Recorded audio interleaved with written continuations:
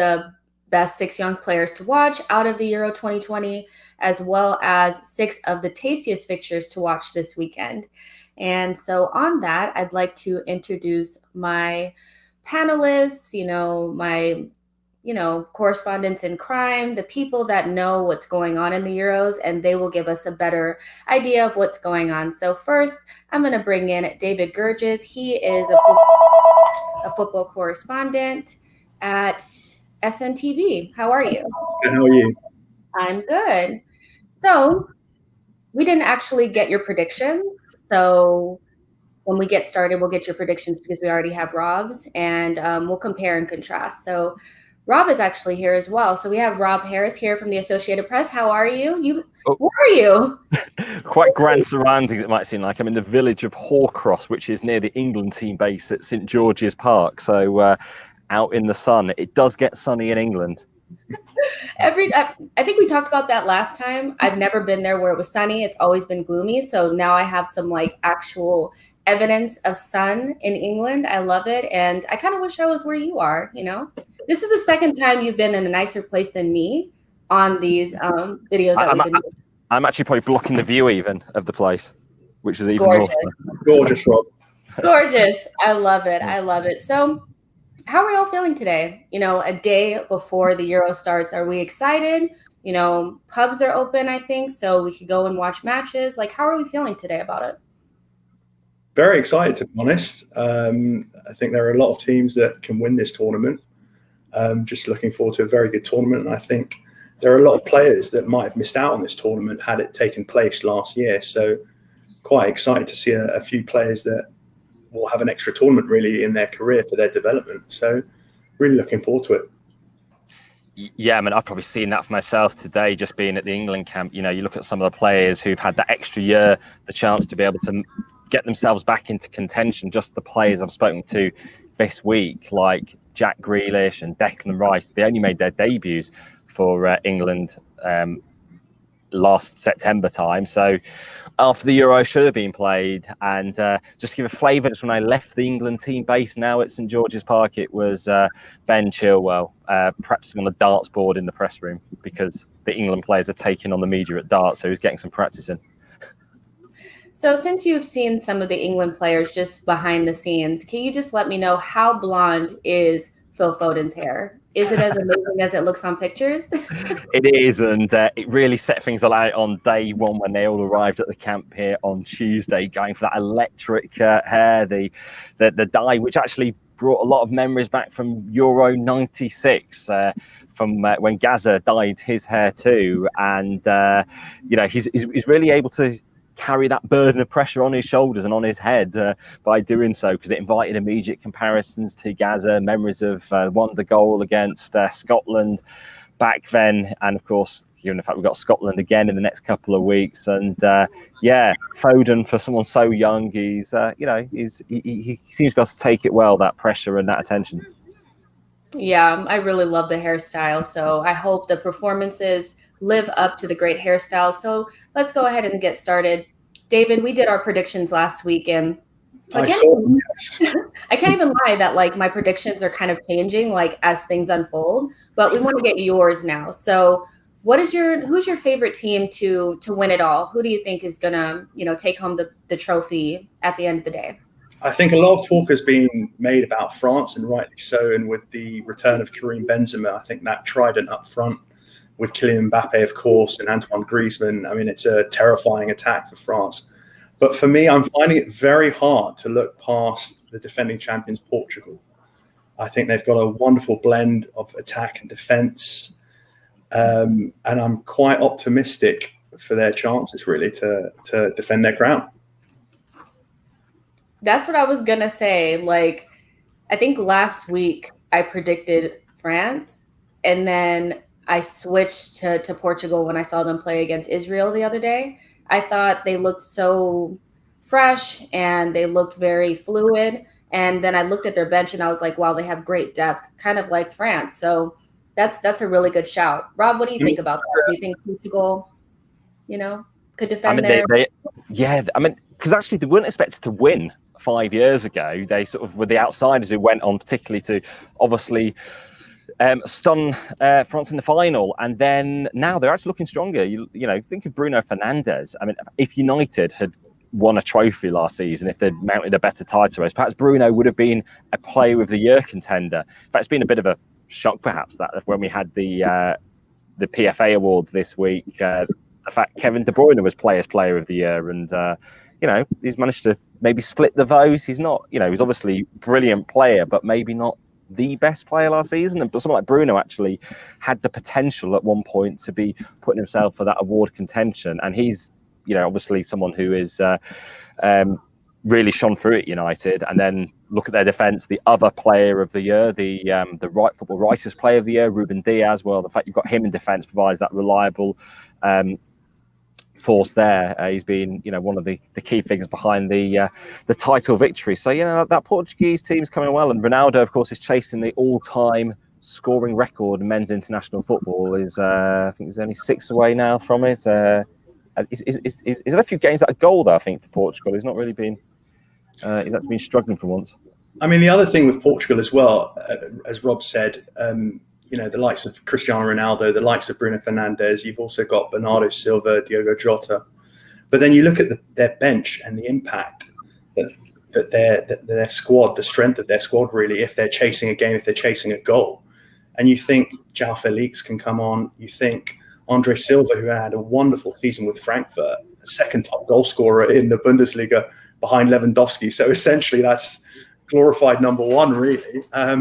So they've got plenty squad depth there, and I think it's hard to look past a team that can attack so well, and with the defensive Patricio in goal, Pepe with Ruben Diaz, and it's just a very, very, very strong side.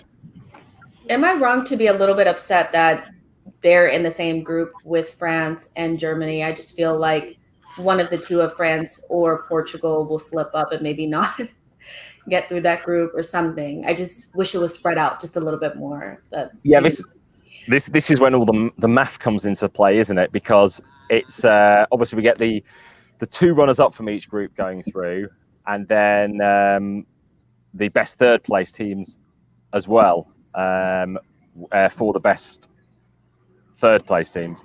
So obviously we'll be hoping, I mean, not to undermine Hungary in any way, the fact that actually we do get Portugal, France and Germany going through. But what it does mean, we get some blockbuster early games, isn't it? Seeing some of the big teams head to head, which perhaps we don't get from all the groups.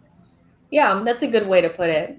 So David, who's your surprise of the tournament, your surprise package? Who do you think it is? I would have to go for Italy. I mean, you think they've come a long way since they failed to qualify for the 2018 World Cup. The job that Mancini has done since taking over has been remarkable, really. Has really galvanized that squad. And when you think they haven't lost a game since September of 2018, I think the Italians could upset a few people this summer. Another team with really great depth as well. I saw somebody had put up what could potentially be their starting lineup, and then a couple of positions that could be filled by people on the bench. And I just thought, wow, they actually have depth very similarly to France and Portugal. So even though last week I think we had kind of spoken about Turkey, maybe Italy are actually maybe the surprise package / dark horse type team that could upset people. Rob, do you kind of agree with that too? Yeah, and obviously look how they didn't qualify even last time for the World Cup, and they've turned things around. Obviously, sometimes a low and a setback can help you reconfigure things and actually look again at the structures of the teams and the squads and the way you're going about things. But they're on a pretty impressive unbeaten run. You know, it's many games. I'm thinking 17. I need to off the top of my head. So yeah, I mean, you know, Mancini has helped to turn things around there, and they start on home soil tomorrow night against Italy, against Turkey. Although I think technically Turkey are actually the home team, given the way these things work so often. So they'll probably get the choice of dressing room at least. Yeah, I mean, Italy certainly are the surprise, and you know, they've obviously got Wales in the group as well. Wales are going through a bit of uncertainty at the moment. The fact they haven't got Ryan Giggs in charge due to his legal issues, so they've got Page in temporary charge still. Gareth Bale they're going to come up against, and Bale's one of those players that we're seeing in this tournament who has uncertainty over their club futures hanging over them, and perhaps a strong tournament can help to provide some more certainty or reinvigorate their careers overall. And I also think their unveiling of the team was absolutely hilarious. I don't know if either of you saw that. It was they had a band playing, players on the stage clapping. It was quite funny. So for that alone, let's hope that they go far. Yeah, that was entertaining. I mean, some teams don't risk anything like that anymore. If England did that now, they'd be sort of like accused of maybe being too show busy and not taking the football seriously. So there's a wariness. But in Italy like that. I think they have their Sunday night highlight show on television where it's a bit more light entertainment like that normally. Yeah, bringing some of the fun into it. And sometimes maybe we take things too seriously. and actually you can have a bit of light touch to it. Yeah, for sure. So let's talk about breakout players of the tournament. What do you think, David? Who is your breakout player of the tournament? I thought about this long and hard, and I'd have to say it's going to be Phil Foden. I think he's had an incredible season with Man City, and I think if you think back to 2019, Guardiola 2 years ago said that he was the most talented player that he'd ever coached. And when you think of the players that he's coached, the likes of Xavi, the likes of Iniesta and Lionel Messi, of course, for him to say a statement like that, I mean, you've got to pay real attention to it. 16 goals for Manchester City this season. They won the Premier League, they won the League Cup, final of the Champions League. And I think for all the talk with England of who's going to help Harry Kane in attack, who's going to be on either side of him, nobody really seems to be dropping Phil Foden from their starting 11. It just shows you what an important player he's going to be. And let's just hope with that hair dye that he can be a lot like Gaza for how Gaza was for England in Euro 96. And I think that's where I think England will really have a strong chance of possibly winning this tournament. It's interesting you say that, actually. We sort of think of him as being one of those names to be on the starting lineup. England seems to be one of those teams where there could be so many different formations, so many different players actually starting. There aren't that many sort of untouchables, as we used to sort of call them in the past with England, maybe in like the Svenja and Eriksson era when there were so many players who almost seem to be their name etched into the team sheet. There's far more deliberation. So if I don't go for an English player, if I need to choose one, I mean, it'd be interesting to see if Havertz obviously builds on scoring the winner for Chelsea in the Champions League final, and not the easiest of first seasons in West London, but actually back with Germany. Germany have got a point to prove as well after that real humiliation in Russia 3 years ago. And obviously Joachim Löw is leaving at the end of this tournament, and perhaps back in a surroundings with his own country could be a chance to show some of that he's always not necessarily been able to give when he's been at Chelsea this season. Perhaps there's been just something it's been quite hard for him to live up to his price tag of what was around £85 million, which is pretty hefty. And he's only 21, so he does still count as one of those youngsters who'd be in contention for considering a breakout star. Particularly, he's got something to prove, obviously, after this season, even though it's odd to say you got something to prove when you just got to win in a Champions League final, but it'll certainly feel like that. And Germany as a team as well do have something to show that they are contenders again, particularly as they look even forward to not this Euros, but only 3 years' time when they're hosting the entire thing themselves in 2024. Those are two good names, Havertz and Foden, for me. I think they're young enough to be considered maybe breakout stars, but they obviously have big points to prove. They're big points in their big players in their squads. So I like those two choices for sure. And let's just kind of keep the ball rolling when we talk about young players and players to watch that are, maybe in their first tournament, or maybe players that people don't really know about that we have some expectations of in this tournament. So we have 6 that we've chosen for the young players to watch. And the first player that I want either of you guys to give us some insight on is Pedro for Spain, and he plays for Barcelona. I'll leave you guys to it.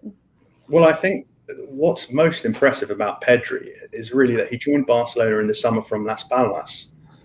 And in only his first season at the club, I think he's been probably one of the most impressive things in an otherwise disappointing season for Barcelona.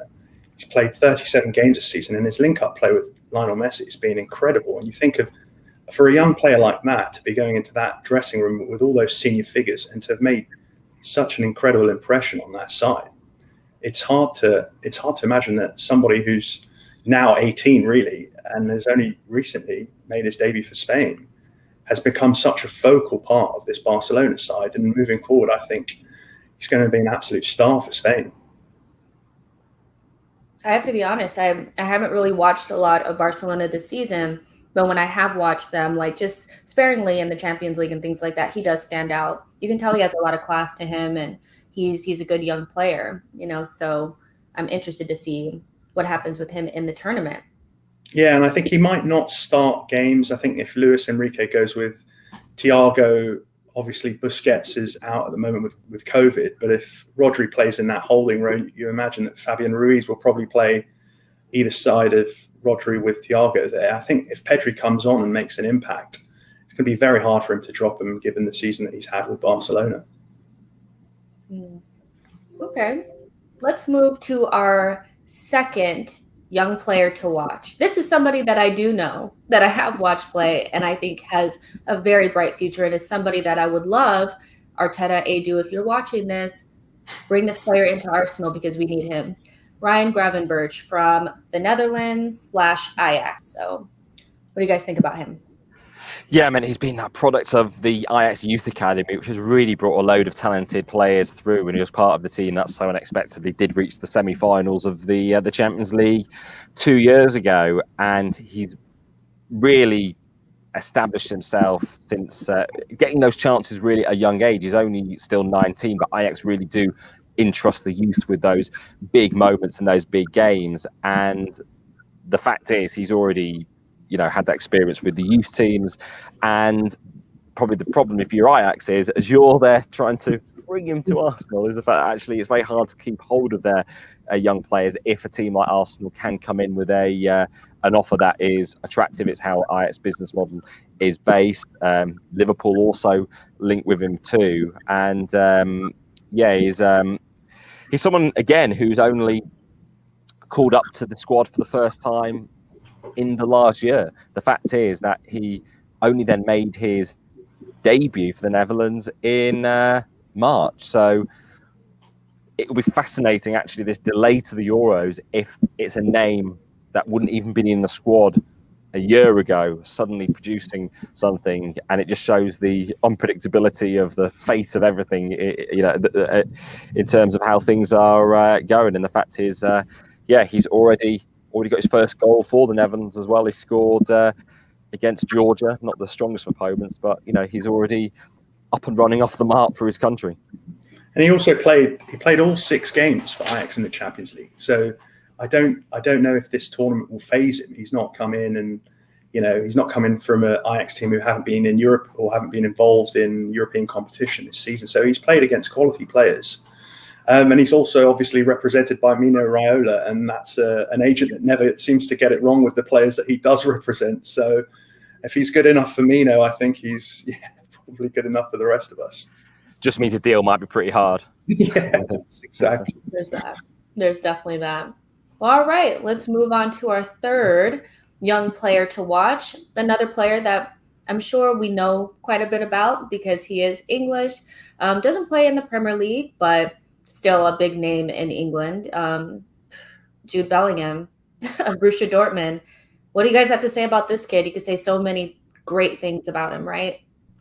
I think more and more people have finally accepted just what a wonderful talent this player is. I mean, he's only 17, and when you think that Birmingham retired his jersey when he left for Dortmund, and just the outrage on social media, how could a club do such a thing for a 17-year-old? I think when you think about the players that have had shirts retired, the likes of Maradona at Napoli, Cruyff at Ajax, the 14, Maldini's shirt, his number 3 shirt, it hasn't been worn at AC Milan since he retired. And you think a club doing that for a 17-year-old, I mean, he's got to be a superstar.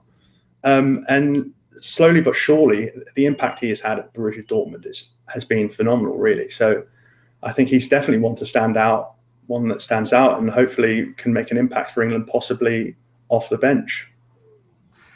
Yeah, what a tremendous young player, and obviously yet another player we're talking about who only made their debut internationally in the last year. And really, the trend for younger English players like Bellingham, as we've seen with Jadon Sancho too, is to go abroad, to go to Germany, which we didn't see with previous generations of English players, particularly that young, going not just in search of opportunities, because Bellingham actually could have gone to a bigger English club as well, stepping up from Birmingham, but perhaps just to test themselves, to educate themselves footballing-wise, to get a different vision and outlook, which actually helps to make hopefully the national team better in Gareth Southgate's eyes, because for so long we've had often English squads where none or maybe one player is actually playing outside of England. So Bellingham does bring that experience as well, and actually it makes you challenge yourself as well if you're going from outside your comfort zone to a country like Germany, to challenge yourself at Dortmund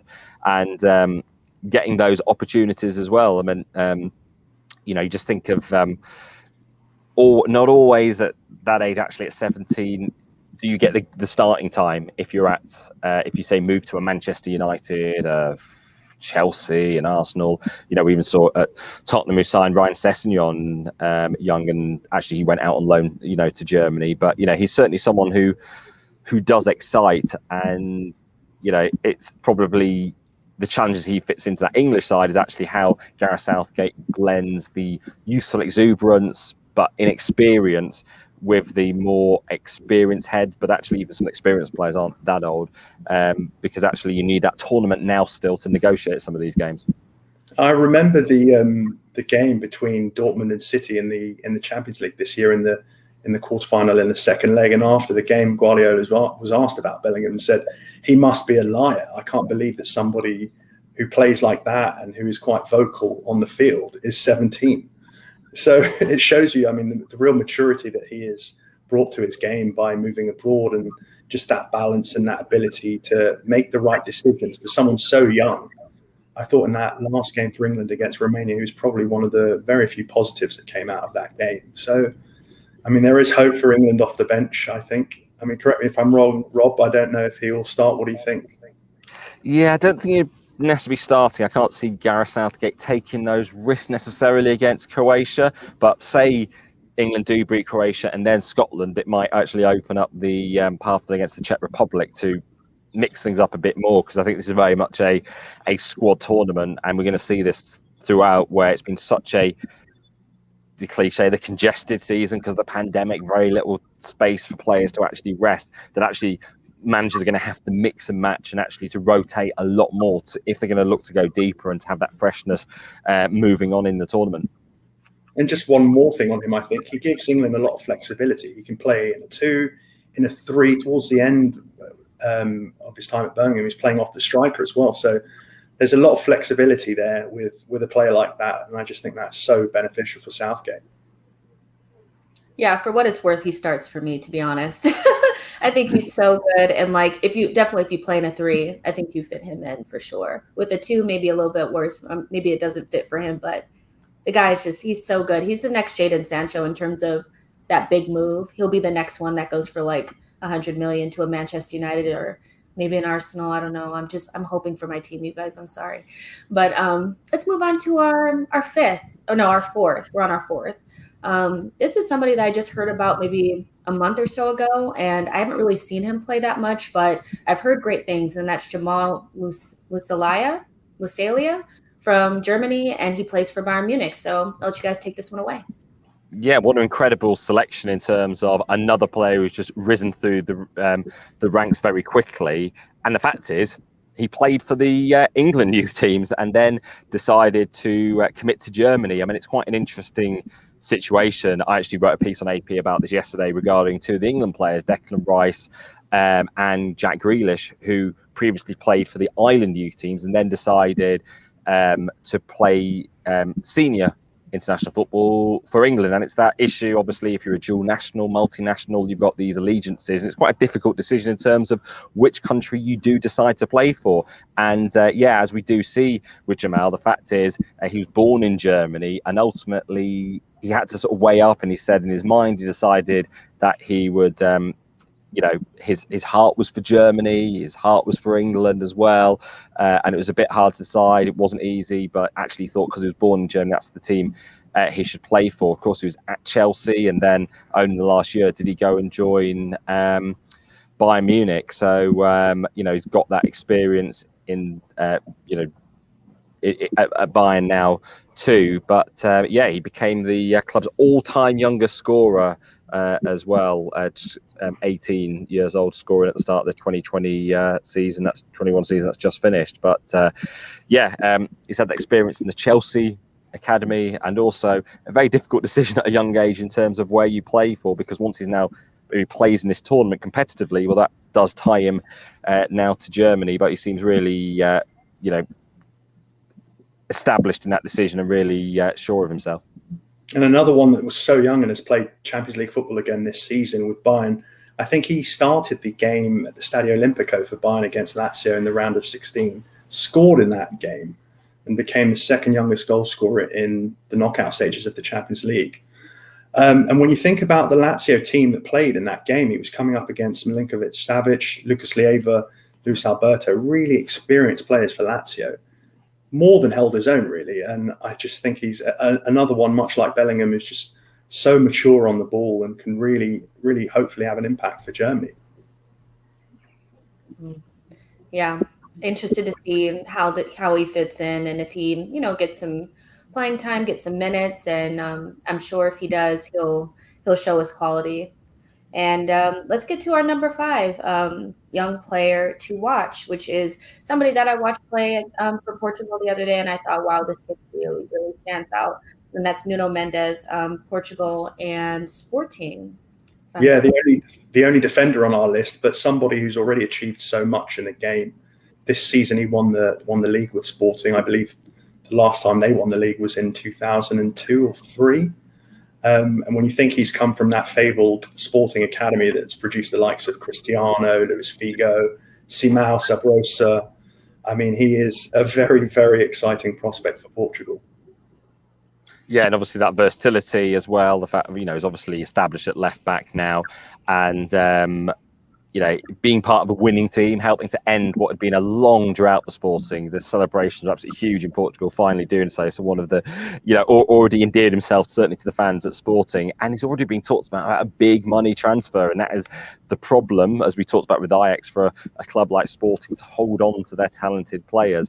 But it's only serves well perhaps for Portugal if he potentially does get a move to a bigger club, which actually gets him experience. But of course, in the Champions League, he'll be in next season. But again, another reason why that Portuguese defence could be something pretty hard to break through, with Diaz as well in there alongside him. And I think something that possibly flies under the radar with him is he's really replaced an excellent fullback in Rafael Guerreiro, who started the Euro 2016 final for Portugal, started the 2019 Nations League final for Portugal. So he's not replaced somebody in the Portugal team that is seen as the weak link, if you like. He's replaced a really, really excellent, talented player. So I think it'll be very interesting to see, with Portugal obviously being in the group of death, if he starts the first game. Does Fernando Santos pick him for the next 2 against Germany and France? It'll be very interesting to see if he keeps his place in the team, if he does indeed start the first game against Hungary. Yeah, there's something about Portugal and these fullbacks, the way that they're producing these fullbacks at a rapid pace, and they're all such good quality. It's crazy. It's something that I've noticed, but he definitely was a shining light in that game for Portugal, where, Bruno Fernandes had a good game, so I like this player as well. So let's get on to our 6th and final young player to watch. That's Jeremy Doku from Belgium and Rennes. Yeah, the fact is, he just adds to the talented Belgium side, particularly as a winger who can play on either flank as well, prefers to be on the right, but it does give that extra element of flexibility for Roberto Martinez. And perhaps he has benefited from, when you were touted as a youngster, as he was, not making that leap right up to the biggest of clubs, but choosing to play for Rennes, and obviously now he's only increased his value too. And this will be a summer where the agents will be sort of looking as well to make, big moves afterwards, and hope that actually clubs have got their finances starting to get back in order as the pandemic eases, because he's a player that is again being linked with a move to the Premier League, to Liverpool, a Liverpool side that does need to strengthen as it tries to regain the Premier League title. But certainly, he's really shown that he can prove an integral part of a team. And obviously with European experience too as well for Rennes. Well, at 15, he was actually shown around Liverpool with his mum and dad.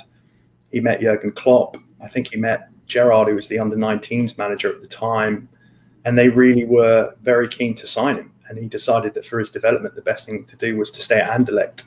And eventually got that 26 million euro move. So the most expensive player on our list of 6 to watch. And very, very excited to see him feature in this attacking Belgium side. Yeah, Belgium's going to be an interesting one to watch because they have their golden generation that needs to kind of push and try to win something. But having somebody young like this in the squad may give them that little bit of a zhuzh that they may need to get it over the line and to get further into this competition. So I like it. I like it a lot. So you guys, if you're watching, make sure you're liking the video and subscribing to the WeShow Football YouTube channel. And we're going to get on to our final feature of today. We're going to be talking about the best group stage matches in each group. So these are the key fixtures and kind of what we touched on earlier about having, your Germanys and your Portugals and your France team in one group. You're going to get some high profile matches at the very beginning. So that's kind of what we're going to be talking about, and just going through those matches and talking about the key elements of them. So let's start off with Group A. Group A, I guess Turkey versus Italy would be the key matchup in that group to start the tournament. So let's talk about them first. I'll let you guys take it away. Give me some insight on that one. Well, I think Italy have had a phenomenal run under Mancini since he took over, and qualifying for the Euros, it was 10 wins out of 10. They've conceded one goal in their last 12 matches. So it's a wonderful team. I think there are injury doubts surrounding Marco Verratti that we can see there. But Mancini's just done a wonderful job rejuvenating the Italian side. And for me, it would be quite a surprise if they don't actually finish top of Group A. Although it can be pretty hard to score goals against this Turkey side. They've only conceded 3 goals in qualifying, and that was against also coming up against France. So, obviously Italians known for their strong defences, but certainly the Turkey side is going to be hard to break through. And they go into this against an unusual feeling, perhaps, in this pandemic, which is quite a big crowd in Italy, which Italy hasn't managed to have fans in stadiums in such big numbers for over a year. And I think in Yilmaz, you have one of the most informed players at the moment, who's had a wonderful season with Lille. And they obviously won the league in France, which we know how difficult that is to do, to usurp PSG that seem to just win it every year. So there's a few exciting talents there. Çalhanoğlu as well in midfield is an excellent player for Turkey. So there could be an upset there, but I would have to be in the corner of the Italians for this one. It's just interesting because it's the two teams that most people are saying are the dark horses or the interesting packages going up against each other. So this should be really interesting. I think Turkey has a very strong first 11 that look very fluid and like they've known each other for a long time, like they played with each other. And then you have Italy with star names and tons of depth. So we'll see kind of how that matches up. But let's move on to Group B, where we're going to be looking at the key matchup of Belgium versus Russia. As I kind of already touched on, I really think that this is an important tournament for Belgium. They have this great team with big names, like you have your Kevin De Bruyne's and your Romelu Lukaku's and these guys, your Tielemans, but they never seem to get it over the line. Like they need to do something with this team, right? It's their golden generation. Yeah, but they could be without Kevin De Bruyne for this first game. He's still got that injury, the face injury picked up in the Champions League final, and it's a big call for Roberto Martinez whether to risk De Bruyne. I would think not, or to save him for later in the tournament, particularly because obviously there is less that jeopardy, the fact the top 2 are guaranteed to go through from the group at least, and it would probably be a decision that he's been touch and go in terms of whether or not he can be fit for this. Other injuries as well with Witsel. He's been coming back from an Achilles tendon injury. And of course, Eden Hazard, who's had so many injury problems at Real Madrid. I mean, he's obviously had a tough time. The way it's characterised by some in Spain, they're not his fault. The fact actually he's picked up these, it's not been the best of times since moving from Chelsea there. So, he really goes into this tournament with a chance to sort of prove himself again, something to himself as well after the difficulties in Spain. But it's those injuries that Martinez has to get over early on. But interesting, obviously got a trophy winner, a recent trophy winner last time I saw him playing in action, Yuri Tillemans, who obviously got that winner for Leicester in the FA Cup final just a few weeks ago against Chelsea. Some excellent players up front as well. Obviously, Lukaku's had a sensational season for Inter Milan, winning Serie A. You've got Carrasco, who also won the league in Spain.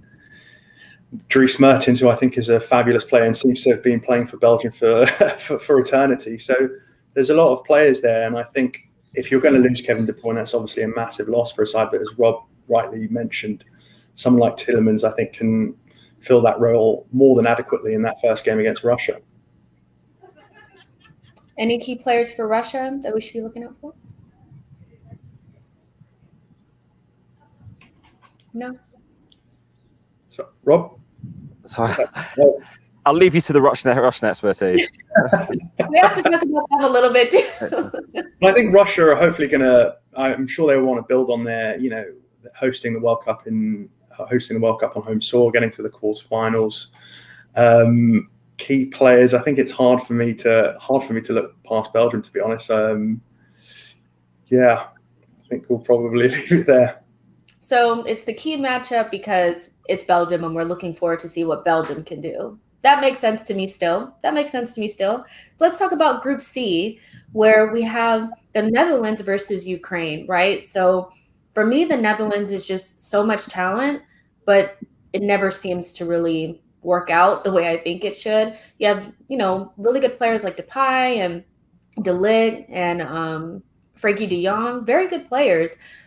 What are you looking forward to seeing for this team? Like, what do they have to do to get through it? Like, they're a good team, but they're never really at the top, if that makes sense.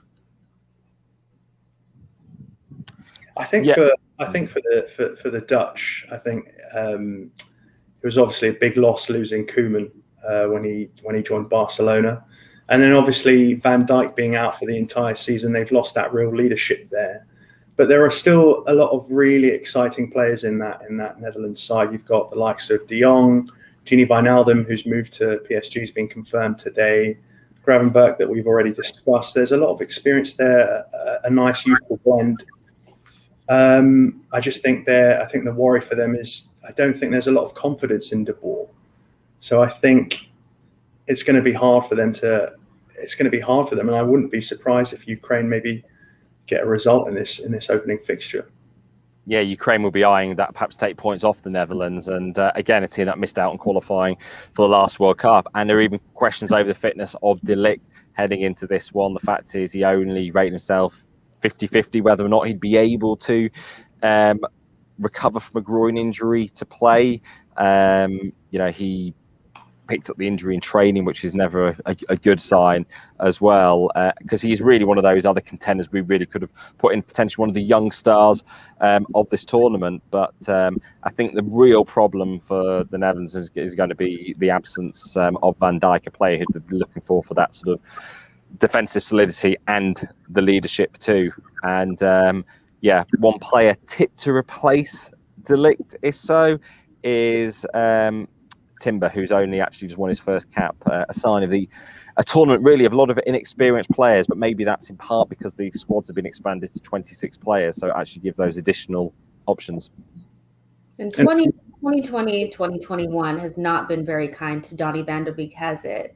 His injury, being out of the tournament, and then the strange season that he's had at Manchester United. I just saw some videos of him here, and I just thought, wow, like, such a talented player, and I'm sure they have, enough talent, but I just wanted to mention him really quick because it's just a big blow for him, isn't it? I mean, he's had a miserable season at Manchester United, and I'm sure the Euros would have probably been a chance for him to get his reputation back in some ways. I think he's still held in a high regard for what he did at Ajax, but yeah, it's been a disappointing season for him trying to break into that Manchester United team, and more so when you think of the attacking player and the attacking threat that Bruno Fernandes offers Manchester United, and just how he seems to have had a seamless transition from playing in Portugal to moving to the Premier League, and it hasn't really worked for Donny van de Beek.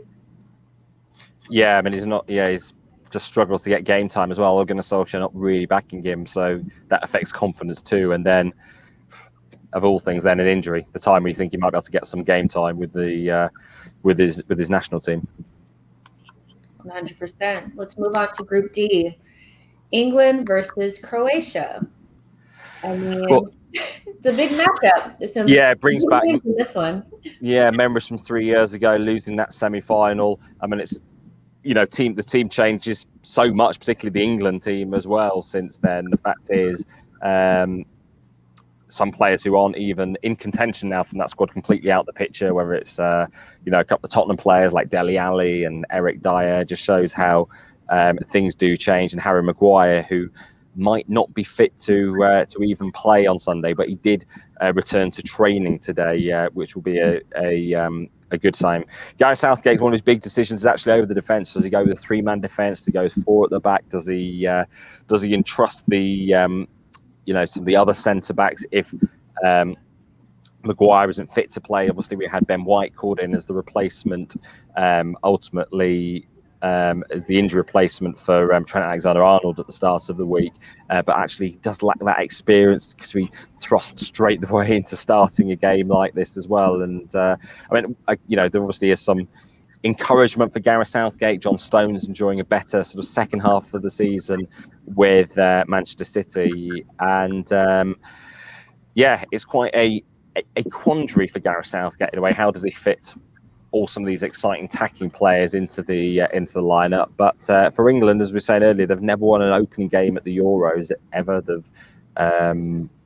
So that perhaps takes away some of the pressure, because it's not like there's an expectation they always go out and win. But I think they really need to be beating Croatia in this first game, particularly the team talking so much about trying to give the country a lift. And there's still a lot of soul searching over actually the defeat to Croatia from 3 years ago, and that was a big moment wasted in terms of trying to reach another final of a major tournament, which obviously now hasn't happened still since '66, and the wait goes on. Yeah, I think when you reflect on that defeat to Croatia, when Sterling came off, I think England looked very lackluster. Just there was no real threat. Harry Kane was obviously exhausted. They'd rushed him back for the Champions League final at the time. I think there's a real different feeling, I think, now at the moment around this England side, around the attack. Southgate has so many options off the bench, and I think if it isn't going as according to plan for England, I think Southgate does have many options and many players that he can pick from. With Croatia, I think they've lost. Rakitic has obviously retired, Mandzukic as well. So it's not the strongest Croatia side anymore. And I think you probably have to put England as a minor favourite to win this one. Yeah, they should be winning it. I mean, they can't count Croatia out, but they should be winning it. So much good talent. Jack Grealish, Foden, Sancho, Rashford. Who starts up top for you guys? Like, your front three, who would you pick? I think Rob was right. Really, it depends a lot on the system that Southgate picks. If he goes for a 3-4-3, or if he goes for a 4-3-3, or as we saw the other day, a 4-2-3-1 with possibly Jack Grealish in a 10. I think that would be quite bold to start Grealish in that role. But for me, I think it has to be Foden, Kane, and I think Rashford's probably done enough with that goal the other day to start alongside Harry Kane and Phil Foden for me as a 3. Yeah, it's whether or not he goes with Sterling and trusts his sort of like ever presence in the England team over several years, or does take into account the fact it's been a difficult season where he's actually not been starting very often at all in recent months for Manchester City. Obviously, he did in the Champions League final, but that's one of the decisions whether to go with the players who've been there with him in recent years and experience, or actually to risk it all, or does Southgate's natural caution come through? Big decisions for Gareth Southgate. But yeah, let's move on to Group F, the big one. France versus Germany. You guys, I'm very excited about this game. I'm interested to see or hear what you guys have to say about it. Yeah, it's been problematically the coronavirus derby. The fact is both teams have been hit by coronavirus cases. Spain even had to call up a shadow squad of players. The fact the concerns are because they've had the positives, including Busquets, being ruled out of this opening game. The fact is he's in isolation at the moment, and it really is a reminder of the concerns about the coronavirus, which we do have to remember hang over this tournament, and infections that can get into the squads. And that's been the big problem, as we've seen now for Spain, which has completely disrupted training through the week, and even more so than Sweden. So it'd be interesting to see actually what the impact of that is when we get to the opening game on Monday. And sadly for the Swedes as well, they obviously lost Zlatan, who had returned to the team and is now no longer able to play and had that all injury. So it's a shame that Zlatan isn't making a comeback here at the Euros. You guys, I just realized that I skipped one. We were supposed to talk about Spain versus Sweden first, but we kind of already touched on that and their issues with coronavirus and all that kind of stuff. But who wins the game, Spain versus Sweden? What do you guys think? Draw. Yeah, hard to argue against that. I think Spain have real trouble scoring goals. I can't see them scoring many goals, to be honest. So, yeah, let's go for a draw. Wow. Hopefully it's not one of those boring 0-0 draws, you know what I mean? So, yeah, but I think I subconsciously skipped this one because I really wanted to talk about France versus Germany, because I feel like even though France is a clear favorite, like people really like them. When I saw Germany play the other day, I'm like, when you introduce players like Mats Hummels back into the side and Thomas Mueller, players like this, they tend to be able to galvanize the team and bring in that experience and give you something that maybe you didn't have before because the players are so young and things like that. So seeing Kai Havertz in the team and, Gnabry, such a class player, Kroos with all of his experience as well, I'm thinking that even though France is a clear favorite, Germany still have a chance to make their mark in this tournament as well.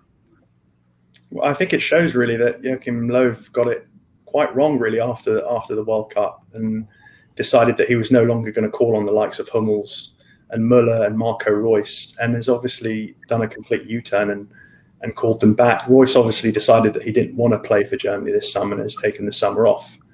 But it's a Germany side really in transition now. I mean, it's Joachim Löw's last competition before he leaves his post as the head coach. So it's not the Germany side that we've seen in the past lift the World Cup, and I'm not really sure what to expect from them. I can't see them finishing above France, above Portugal. Really, I think it might get through as one of the best sides, finishing third in the group, but it's not a Germany side that you can really get too excited about, I don't think.